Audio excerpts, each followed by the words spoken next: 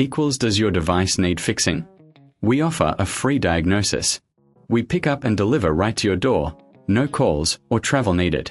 We send you a quote before repairing, and only go ahead if you approve it. Easy, transparent, and professional. Link in description.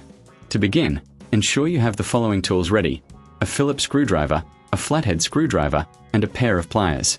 You'll also need a clean workspace to keep your components organized. Start by unplugging your Dyson SV12 from the power source. Safety first. Next, remove the dust canister by pressing the release button and lifting it off. This will give you better access to the motor area.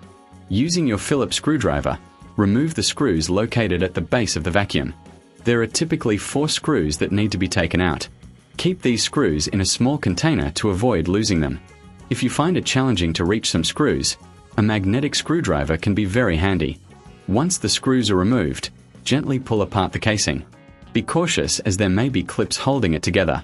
If you encounter resistance, double-check for any screws you might have missed.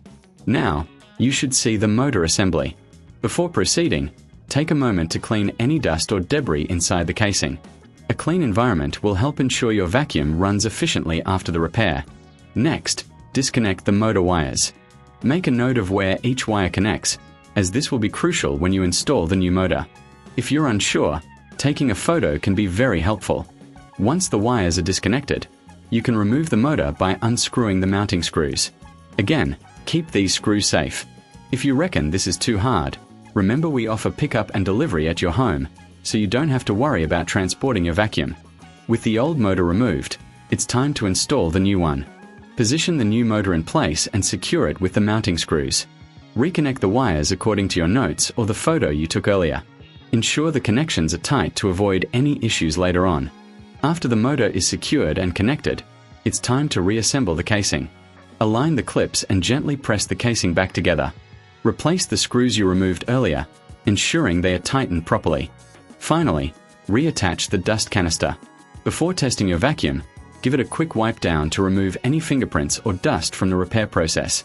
If you're not comfortable performing this repair yourself, remember we provide a professional diagnosis without obligation. You can also get a quote before repair, ensuring you know the costs upfront. Now, plug in your Dyson SV12 and turn it on. Listen for any unusual sounds and check that it's functioning correctly. If everything sounds good, you've successfully replaced the motor. Does your device need fixing?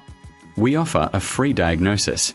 We pick up and deliver right to your door, no calls or travel needed. We send you a quote before repairing, and only go ahead if you approve it. Easy, transparent, and professional. Link in description.